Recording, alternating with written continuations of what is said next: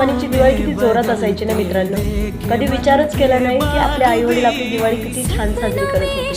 सकाळी 8 वाजता वडील कामाला जायचे, संध्याकाळी 8 वाजता घरी यायचे. कसे कमवायचे, काय करायचे, कसलाच विचार नसायचा डोक्यात.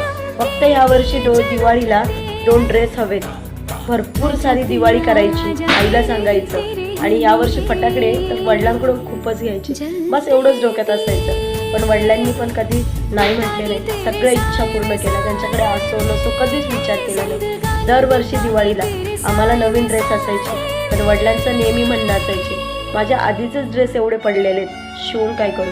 त्यावेळेस तर काय अर्थ समजला नाही, पण जेव्हा आत्ता दिवाळी येते ना, तेव्हा वडिलांची आठवण आल्याशिवाय राहत नाही. कसे कमवत असतील आणि कसे करत असतील त्याची किंमत आत्ता कळते. त्यांच्याकडे भरपूर ड्रेस असायचे, ते आत्ता कळते जेव्हा आपल्याला एक ड्रेस घेता येत नाहीये तेव्हा. बरोबर ना?